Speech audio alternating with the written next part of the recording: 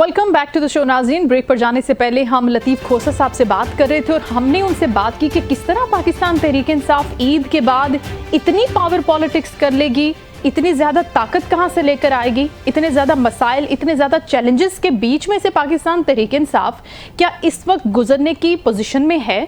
गो के हम देख रहे हैं कि जंग के दौरान किस तरह से अप्रिशिएट किया गया DGISPR की जानिब से कि डिजिटल जो लोग बैठे हुए थे, सोशल मीडिया पर बैठे थे, उन्होंने बहुत अच्छा काम किया, उनको अप्रिशिएट किया गया।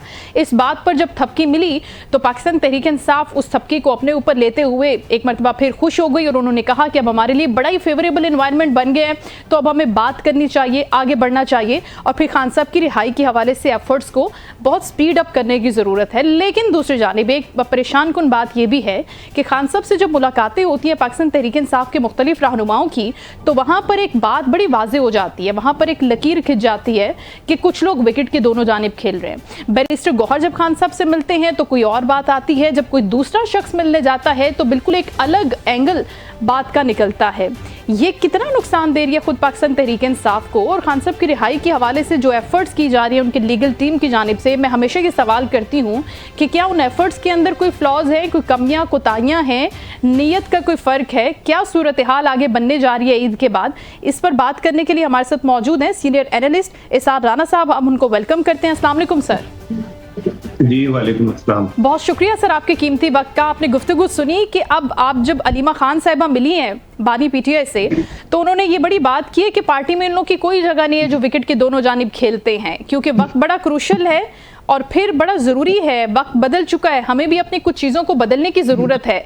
कौन से सर ये पाकिस्तान तहरीक इंसाफ के रहनुमा हैं जो विकेट के दोनों जानिब खेल रहे हैं, किस तरह से देख रहे हैं स्टेटमेंट को आप?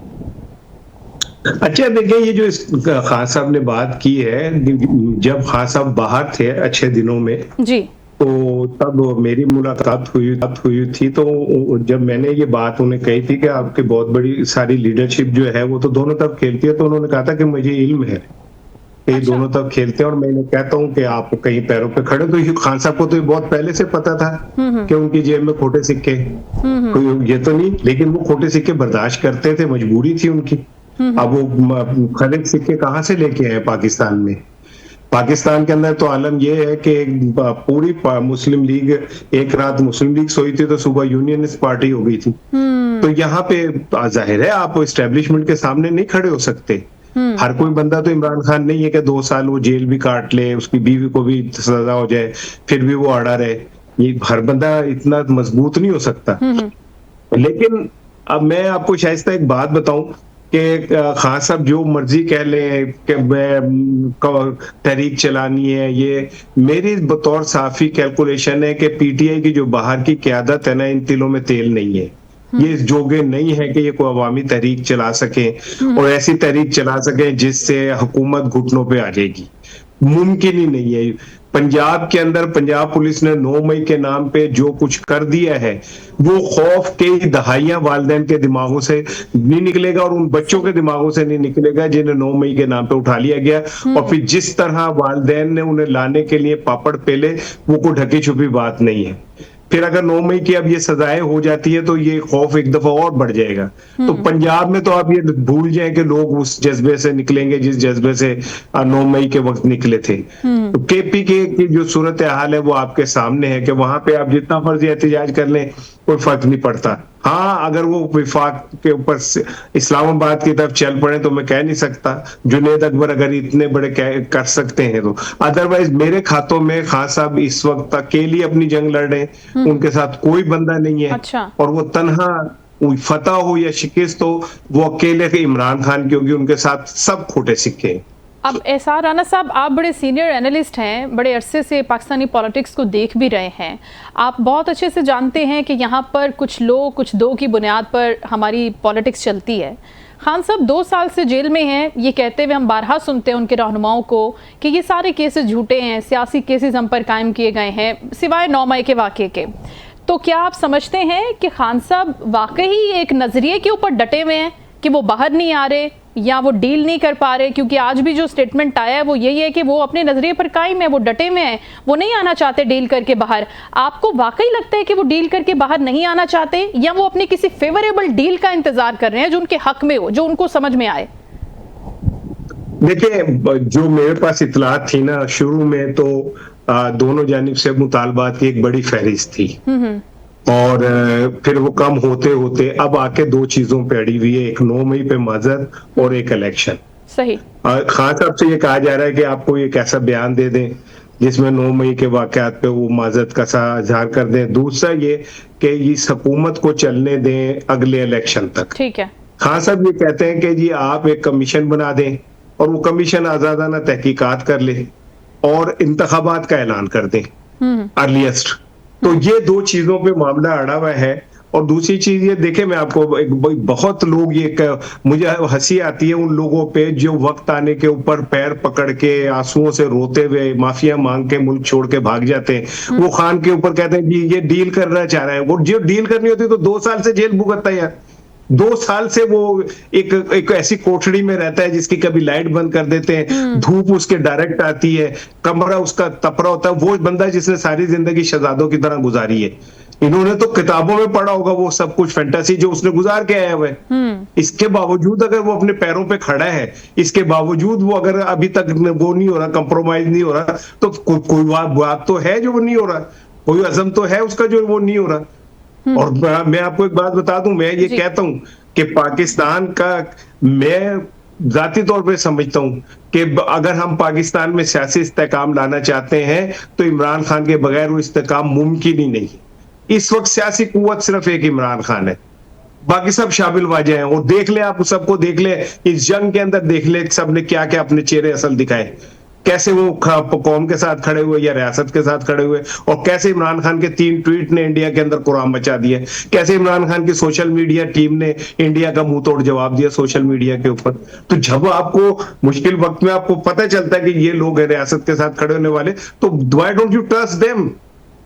ये तो कोई बात नहीं। हाँ, मैं कहता हूँ 9 मई जिन्होंने की है उनको सजा दें, चौकों में खड़े होकर सजा दें, ताकि दुनिया इबरत पकड़े, हमारे हीरोज की तरफ आके कोई आंख उठा के ना देखे। बट मैं अगेन कि उसके लिए एक इंसाफ का निजाम ऐसा होना चाहिए जिस पे लोग यकीन भी करें। बिल्कुल बिल्कुल, और ये बहुत जरूरी है मुल्क की बका के लिए, सलामती के लिए, ये सबसे अहम रूल भी है। लेकिन इसके साथ साथ अगर हम जनरल फैज की बात करें सर, अब उनको जब आने वाले दिनों में सजा हो जाएगी, जो कि वक्त करीब भी है उनके केस के हवाले से, तो क्या उनकी सजा का खुद खान साहब पर कोई असर पड़ेगा? कहा ये जा रहा था कि अब उनके फौजी ट्रायल के बाद बारी है खान साहब की, या आप नहीं देख रहे कि खान साहब को फौजी अदालतों में ट्रायल होता हुआ उनका? पीटीआई में जो बेचैनी है ना, उसकी वाहिद वजह ये है। अच्छा। क्योंकि अगर एस्टेब्लिशमेंट अपने हाई प्रोफाइल ऑफिसर्स का कोर्ट मार्शल कर सकते तो किसी को भी नहीं छोड़ेगी। और उसका जो कोर्ट मार्शल है डेफिनेटली उसमें उन्होंने एतराफ किया होगा तो उन्हें सजा होगी ना कि मैंने ये ऐसा किया, मैंने ऐसे इस्तेमाल किया, मैंने पॉलिटिकल फोर्सेस को ऐसे इस्तेमाल किया, मैंने ये उन्हें बताया, ये इंफॉर्मेशन दी, तो वो तो सारा कुछ इमरान की तरफ चला जाएगा। बिल्कुल ठीक है ना। मैं तो ये कहता हूँ कि फैज तो बहाना है, असल में तो इमरान निशान है। और क्या कहते हैं फिर इमरान खान को, ये जो आप पॉलीग्राफिक चेयर है पे क्यों बार बार बिठाना चाह रहे हैं आप? इसीलिए ना कि वो उससे साइंटिफिकली साबित हो जाए कि देखें जी पॉलीग्राफिक टेस्ट में भी ये साबित हो गया कि इमरान खान झूठ बोला था और असल में ऐसा हुआ है। लेकिन मैं तो ये कहता हूँ जी जी जी जी फरमाइएगा, अपनी बात मुकम्मल कीजिएगा। लेकिन मैं तो ये कहता हूँ कि ये अच्छा है पॉलीग्राफिक चेयर ले और मीनारे पाकिस्तान में लगाए और बिठाए काजी फायजी साहब को भी कि आपने अदलिया के साथ क्या क्या खिलवाड़ किए, बिठाए चेयर क्या कहते हैं राजा सिकंदर साहब को भी, ठीक है, बिठाए आप क्या कहते हैं शिबाशी साहब को भी, इलेक्शन कैसे चोरी हुआ, बिठाए उन तमाम सियासतदानों को और उन लोगों को जो मुल्क का खजाना लूट के गए हैं, जिनकी बाहर जायदादें हैं, जिनके बाहर कारोबार हैं, जिन्होंने खरबों डॉलर जो है अरबों डॉलर छुपा के रखे हुए बाहर, सबको बिठाए ताकि एतराफ हो जाए। अकेला इमरान खान ही क्यों, फिर पूरी तमाम लीडरशिप का एक दफा हो जाए। कौम के ऊपर इससे बड़ा जो एहसान है ना नहीं हो सकता कि तमाम लीडरों के असल चेहरे सामने आए। बिल्कुल ठीक। आप सर बात करें खान साहब के हवाले से और खान साहब की शख्सियत के हवाले से कि वो एक वाहिद ऐसा लीडर है जिसकी बात पर, उसके ट्वीट्स पर इंडिया कांप जाता है। लेकिन दूसरी जानिब शाह महमूद कुरैशी साहब अभी अस्पताल से दोबारा जेल शिफ्ट हो गए हैं और अस्पताल में उनकी बड़ी अहम मुलाकातें भी हुई हैं। खबर ये भी थी कि ख्वाजा साद रफ़ीक की कोई तकरीबन 2 से ढाई घंटा उनकी मुलाकात हुई है, परवेज़ इलाही साहब की मुलाकात हुई है। इन मुलाकातों के पीछे कुछ देख रहे हैं पसे पर्दा आप कि माइनस इमरान खान की बात तो नहीं हो रही? गो के सहाफ़ियों ने जब शाह साहब से ये सवाल किया बाद में, तो उन्होंने कहा कि मैं खान का सिपाही हूँ, मैं खान के साथ खड़ा हूँ, पहले भी था, अब भी हूँ और आगे भी रहूंगा। ये उनका स्टेटमेंट था। लेकिन आपको क्या दिख रहा है राणा साहब? मुझे हंसी आती है ये ऐसे लोगों पे। देखिए कैसे कैसे लोग ख्वाब देखते हैं। भाई जिस बंदे ने जेल में बैठ के नवाज शरीफ को माइनस कर दिया, जरदारी को माइनस कर दिया, खटक को माइनस कर दिया, अब आप यू जस्ट नेम जो जो उससे टकरा रहे थे उन सबको उसने वहां जेल में बैठ के माइनस कर दिया। आप सुबह शुरू होते हैं, रात तक इमरान खान के ऊपर बात हो रही होती है। आप कोई और मौजू है ही नहीं अदर देन इमरान खान, तो आप उसे कैसे माइनस कर सकते हैं? आपने उसे माइनस किया 8 फरवरी को और उसकी जमात माइनस कर दी, उसका निशान माइनस कर दिया, उसके अमला माइनस कर दिया, उसके पोलिंग एजेंट माइनस कर दिए, तो वो माइनस हो गया 8 फरवरी को। फिर क्या रिजल्ट निकला?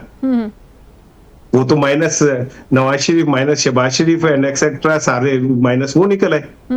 तो ये पाकिस्तान पे हमें रहम करना चाहिए और पाकिस्तान की मकबूल लीडरशिप को तस्लीम करना चाहिए। और यही तो राणा साहब थोड़ी देखें, तब्दीली लाने में हम कहते थे ये तब्दीली की जमात है, पाकिस्तान तहरीक इंसाफ एक तब्दीली की जमात है। तब्दीली भी तो फिर वैसी होनी चाहिए जो डिस्ट्रक्शन लेकर ना आए। खान साहब भी इस पॉइंट पर, at this point of life, कोई थोड़ी बहुत तब्दीली अपने अंदर ला तो सकते हैं ना कि चले ठीक है, अगर ये चीज़ ऐसे हो रही है तो हम थोड़ा सा इसको स्लो डाउन करके, डाइल्यूट करके, अपने नज़रिए को, अपने एंगल को हल्का सा थोड़ा सा उसको हम चेंज करके आगे बढ़ सकते हैं। आपको लगता नहीं कि वहां पर भी थोड़ी सी तब्दीली की जरूरत है ताकि चीजें थोड़ी स्ट्रीमलाइन हो जाएं, आसान हो जाएं? बड़ी हार्ड पॉलिटिक्स चल रही है। नहीं, देखे मैं आपको एक बात बताऊं, खान साहब ने अपने दौरे हुकूमत में बहुत गलतियां की हैं और उन्होंने ऐसी गलतियां की जिसका आज उन्हें खमियाजा भुगतना पड़ रहा है। उन्हें नहीं चाहिए था नवाज शरीफ साहब की मौजूदगी में मरियम को गिरफ्तार करवाना। उन्हें नहीं चाहिए था आज जरदारी साहब की हमशीरा को गिरफ्तार करवाना ईद रात पे या चांद रात पे। ठीक है, उन्हें ये ऐलान नहीं करने चाहिए थे कि हम तुम्हारा मैं तो एसी उतरवा दूंगा, मैं यूं कर दूंगा। जो आप बीज बोते हैं वो आपको काटना पड़ता है। ऐसे खान साहब ने, काश खान साहब उस टाइम सियासतदान की जगह एक रहनुमा बनते, जैसे नेल्सन मंडेला ने अपने सदारत के मौके पर उसने सबको माफ कर दिया था। काश खान साहब भी वो फुट स्टेप्स छोड़ते तो कोई और बात होती। जब आप अपने दौर में ताकत का इजहार करेंगे तो फिर आपको भी भुगतना पड़ेगा। अब जो लोग उनके साथ कर रहे हैं इन्हें कल भुगतना पड़ेगा। इन्होंने एक कदम आगे हुए, उसने मरियम को गिरफ्तार कराया तो इन्होंने उसकी बीवी को सजा भी दिलवा दी। तो अब वो भी आज जब अगर कभी उसका मौका बना तो माफ तो नहीं करेगा ना। ये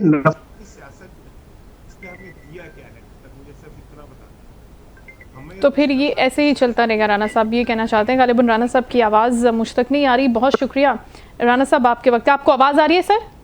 वरना हम कंटिन्यू। जी आ रही है। जी सर, मैं ये करना चाह रही हूँ आपके सामने, बात ये रखना चाह रही हूँ कि इतना टाइम जेल में गुजार के, इतनी मुश्किलात के बावजूद, जिन चीज़ों को हम अक्सर न्यूज़ में कोट भी करते रहते हैं, आपने भी उनका जिक्र किया है, तो कुछ तो मिजाज में तब्दीली आनी चाहिए ना। फिर तो एक लीडर बन ही जाना चाहिए। नेल्सन मंडेला का आप जिक्र कर रहे हैं, तो इतनी किताबें भी पढ़ते हैं, इतना नॉलेज भी रखते हैं, इतना एक्सपोजर भी है, तो फिर सर क्यों नहीं तब्दीली आ रही वहां पर?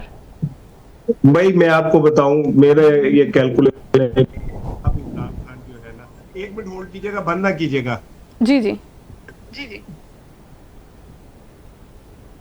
जी सर, फरमाइएगा।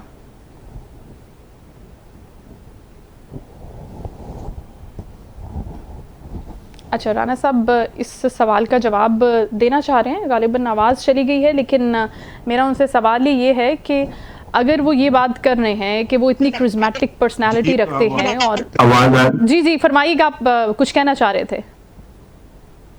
मैं ये कह रहा हूँ कि मेरा ये यकीन है कि अब खान साहब जो है वो एक डिफरेंट इंसान के तौर पे सामने आएंगे। अच्छा। और उन्होंने बहुत कुछ सीखा होगा, यकीनन सीखा होगा। और मेरी जाती राय में ये कि अब उन्हें सीखना भी चाहिए, उन्हें अपनी माजी की गलतियों को भी समझना चाहिए, और उन्हें ये भी समझना चाहिए कि कुछ चीजें नागुज़ीर होती हैं, आप उनके साथ कंप्रोमाइज करके ही चल सकते हैं। बिल्कुल। ठीक है ना। मेरी बेगम बहुत सख्त मिजाज है, लेकिन अब मैं रोज टकरा तो नहीं सकता ना, मार ही खाऊंगा ना। बिल्कुल। तो इसी तरह बहुत सारे और रियासत में चीजें होती हैं जिनसे आपको टकरा नहीं सकते, मार खानी पड़ती है।